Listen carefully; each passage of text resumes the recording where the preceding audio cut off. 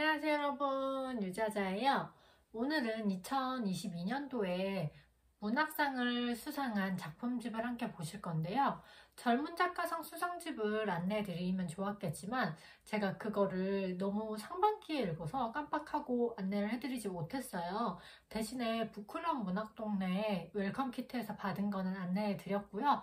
그래서 오늘 알아볼 책은요, 김승옥 문학상 수상 작품집인데요. 이게 2022년도에 대상 수상작 그리고 그 외의 작품집을 함께 보실 수 있어요. 여기에는 총 6편의 작품이 실려 있고요. 제가 예전에 말씀드린 것과 같이 작품집을 읽으면 좋은 점은 다양한 작가의 작품을 볼 수 있어요. 우리가 문학상 작품집이라고 하면은 되게 재미없을 것 같잖아요. 근데 이거의 좋은 점은 내가 모르는 작가의 작품까지 함께 읽으니까 이 작가 괜찮다 싶으면은 적어놓고 다음에 그 작가 작품집을 읽어볼 수가 있거든요.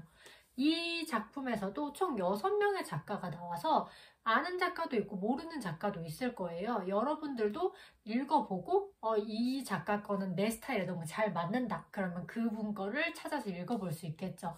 그리고 이렇게 작품집, 이렇게 수상 작품집에 들어간 거는 웬만해서 다 좋은 작품이에요. 왜냐면 심사위원들이 고른 작품이잖아요. 독자가 보기에는 조금 어려울 수 있지만 어쨌든 순문학에서 인정을 받은 작품이기 때문에 문학적으로 우수하고 문장 또한 아름답기 때문에 여러분들이 처음에 접할 때 작품집을 읽는 건 아주 좋은 선택이세요. 우선 이 책은 이렇게 사인본이었고요. 괜히 사인본 받으면 좋더라고요. 여러분들도 아시겠지만 독자들은 되게 줄어들고 있는데 글을 쓰고자 하는 사람은 늘어난대요. 그래서 이렇게 한정판 사인본을 내놓더라 하더라도 늦게 사더라도 웬만해서 사인본을 받더라고요. 그러면 첫 번째로 대상을 받았던 편혜영의 포도밭 묘지 함께 보실게요. 요약을 하자면 여상을 나온 4명의 졸업생이 성인이 되어서 살아가는 얘긴데요. 여기서 보면 되게 슬픈 거는 정말 성적이 좋고 잘 나가는 애도 어쨌든 상고 출신, 고등학교 출신이라는 것과 그리고 성적이 너무 좋은데 예쁘지 않아요. 성적이 누구보다 좋은데 그래서 어쩔 수 없이 좋은 회사가 아닌 더 낮은 회사로 갈 수밖에 없다는 것도 보여줬고요. 어쨌든 대학 대신 취업을 선택하게 되는 얘긴데요.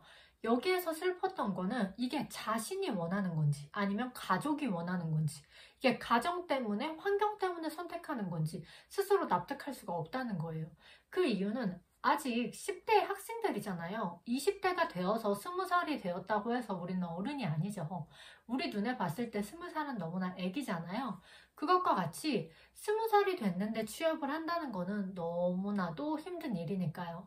고작 20살이지만 어쨌든 회사에 다니기 때문에 책임을 져야 할 일들이 너무 많아요.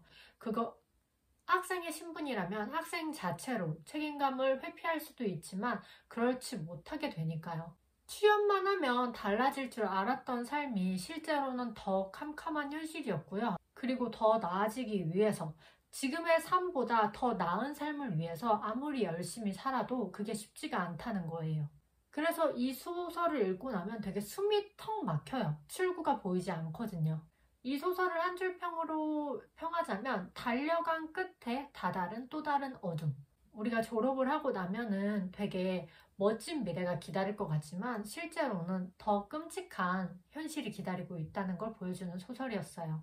다음은 김현수 작가의 진주의 결말. 저는 사실 김현수 작가 소설을 읽으면 조금 어려워요.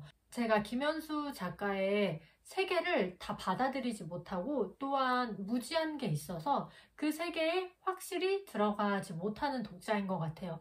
하지만 김현수 작가의 팬들은 굉장히 많고 또한 김현수 작가의 작품을 해석하고 안내하는 내용도 많으니까 그런 거는 따로 찾아보시길 바라고요.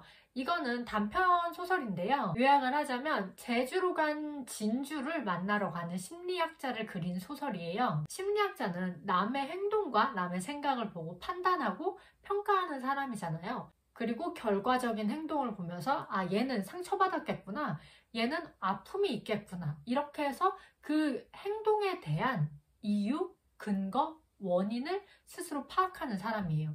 하지만 우리가 아무리 심리학자라고 하더라도 그 사람의 인생을 살아보지 않았기 때문에 확실히 이해할 수는 없죠. 완벽한 이해란 없는 거예요. 그래서 지식으로는 납득할 수 없는 일들이 있는 거죠. 내가 배운 게 아무리 많더라도 사람 마음을 알 수 없다는 거를 이 소설에서 보여줬고요. 남을 평가하고 판단할 수 없는 이유는 나 스스로도 자신을 알 수 없기에 남을 평가하는 일은 너무나 어렵다는 걸 보여주는 소설이었어요. 이걸 평하자면 내가 아는 것과 이해하는 건 다른 일이라는 거였어요. 왜냐면 우리가 아는 건 지식이잖아요. 하지만 이해하는 건 공감이잖아요. 그 다른 점을 심리학자의 눈을 통해서 보여준 소설이었어요. 그리고 다음은 김혜란 작가의 홈파티 소설인데요. 이 소설을 요약하자면 최고 경영자 대학원 사람들이 식사 자리를 만들어서 초대받은 배우의 이야기예요. 배우는 그곳에서 이것 또한 연기라고 생각하고 계속 얘기를 하고요. 더불어서 최고 경영자 대학원 사람들은 센터장, 변호사 되게 대단한 사람들이에요. 우리가 알다시피 MBA 과정을 가는 사람들은 인맥을 위한 거죠. 이미 그 업계에서 되게 유명하고 탄탄한 집안이 돼 있어서 다른 인맥이 필요한 사람들이 가는 대학원이기도 해요. 이 사교 모임에 초대될 수 있는 건 해당 대학원을 나온 사람의 지인이어야만 하고요. 그 지인이 왔을 때 이 사람들 마음에 들면 또 초대를 받는 거예요. 이게 되게 웃긴 자리죠. 면접과 같은 자리예요. 그냥 식사를 하러 갔는데 이 사람들이 날 다 평가하고 이 사람들이 나에 대해서 생각을 하고 있는 거거든요. 혹은 유명하지 않은 배우기 때문에 남들 눈에는 더 아랫사람으로 보기도 하고요. 이 소설을 읽어보면 단순한 식사 자리, 사교 모임처럼 보이지만 모두가 연기를 하고 있어요. 배우뿐만 아니라 변호사도 의사도 모두가 연기를 하고 있다는 점이 우리 인생사랑 똑같다는 걸 보여줬어요. 이 연극이 끝나는 지점은 배우가 다 했어요 라고 말을 하는 게 아니라 연출가가 끝났을 때라는 걸 알았고요. 이 소설 속에서 과연 연출가는 누구일지 이 소설을 통해 한번 확인해 보시길 바래요. 다음 작품은 정하나 작가의 일시적인 일탈인데요. 요약을 하자면 작가 K의 작업실을 이용하는 육아맘을 그린 소설이에요. 작가 K와 나라는 화자가 친해지게 되고 작가 K는 작업실을 편하게 쓰라고 하죠. 그런 거에 대해서 되게 고맙게 생각을 하고요. 화자는 캘리그라피를 하고 먹을 가는 인물이에요. 집에서는 아이들도 있고 집중이 되지 않는데 이 작업실에서는 온전히 나만의 공간이라는 걸 느끼게 되는 거죠. 그리고 K가 부재하게 되면서 내 마음속 실금이 점차 번져나가요. 그 실금이라는 게 스스로도 느끼지 못했었는데 그 부재를 통해서 알게 되는 거였어요. 이 실금은 이 화자를 잡아먹더라고요. 하지만 이 실금과 이 잡아먹힌 화자가 부정적으로만 볼 수는 없었어요. 왜냐면 육아맘이라고 했잖아요. 육아맘이니까 남편을 위해, 아이를 위해 사는 삶이었는데 캘리그라피를 하고 먹을 가는 것 자체가 온전히 나를 위한 삶이라는 걸 알게 됐잖아요.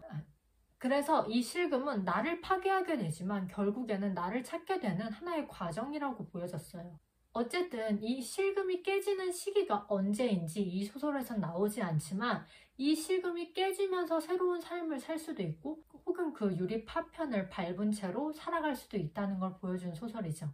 이 소설은 실금이 점차 번져나가서 깨지는 걸 보여주는 소설이었어요. 다음은 문지혁 작가의 우리가 다리를 건널 때. 문지혁 작가는 외국 배경을 되게 많이 써요. 근데 사실 기억나는 소설은 없는데 이 소설도 되게 즐겁게 읽었어요. 일본인 친구인 아야와 함께 맨하튼으로 가는 다리를 직접 걸어서 건너는 얘기인데요. 이 다리를 건너면서 한국인 화자는 성수대교를 생각하고요. 아야는 쓰나미를 생각하게 돼요. 이 걷는 과정에서 한국과 일본이 닿게 되는 거죠. 그리고 화자는 글을 쓰는 사람인데요. 소설을 쓰는 사람이고 성수대교에 관련된 걸 얘기를 하는데 어쩌면 현실은 소설보다 더 소설 같다는 걸 보여주는 거였어요.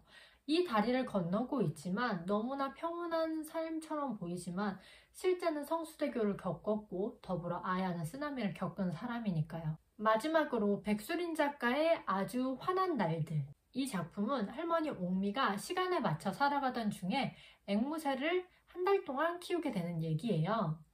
옥미는 혼자서 사는 게 너무나 익숙하고요. 언제나 같은 시간, 똑같은 일과로 지내게 돼요. 하지만 앵무새가 나타나면서 삶이 너무나 달라지죠. 이 소설을 보면서 악착같이 살았다라는 게 떠오르더라고요. 아이에게는 엄마가 전부인 시절이 있잖아요. 아마 그 시기가 초등학교 저학년까지는 아이의 인생에서 전부가 엄마일 거예요. 그 당시에 상처를 받으면은 평생 기억을 한다고 하잖아요. 특히 가정이 전부고 엄마가 전부인 시절에 아이가 상처를 받게 되면 평생을 안고 그리고 상처가 된다고 해요. 성인이 되어서도 그거에 대한 트라우마 때문에 계속 시달리기도 하고요. 옥미는 앵무새를 키우면서 자신이 어떻게 살았는지에 대해 생각하게 되고요. 자신이 잘못했던 것, 그리고 엄마로서 자기도 처음이었고, 딸도 그냥 이 인생이 처음인 거잖아요. 서로가 부족했던 거에 대해서 떠올리게 돼요. 하지만 서로가 사과를 하거나 어떤 얘기도 하지 않고 그냥 있는 그대로 삶을 이어가게 되는 거죠. 그리고 앵무새를 돌려보냄으로써 자신의 시간을 찾지만 그 공허를 느끼게 되는 거예요. 반려동물을 통해서 이 엄마의 삶, 돌봄의 삶을 다시 하게 되면은 예전보다 더 나은 엄마로서 살 수 있지 않을까라는 걸 넌지시 보여줬고요. 비록 사람이 아니라 앵무새일지라도 돌봄이 필요한 거는 너무나 뚜렷한 일이었고요. 돌봄 노동을 한다는 거는 그만큼 내 자신을 쏟고 사랑을 주는 일이기 때문에 이 돌봄의 가치는 너무도 높다는 것도 보여줬어요. 이 소설을 읽으면서 느끼는 건 서로가 전부였던 그때를 떠올리는 거였어요. 서로가 전부였던 그때 상처를 받고 상처를 주지만 그거는 치유될 수 없다는 것도 그려지고 있었고요. 이렇게 김승옥 문학상 작품 6편을 함께 보았는데요. 저는 이 소설들 중에서 포도밭 묘지랑 아주 화난 날들이 가장 좋았어요. 여러분들도 만약에 김승옥 문학상을 읽게 된다면 이 소설을 읽고 나중에 생각나는 작가 작품집을 한 개씩 읽어보면 되게 좋은 독서 습관을 들일 수 있을 거라고 생각해요. 그럼 우리는 다음 시간에 만나요. 안녕!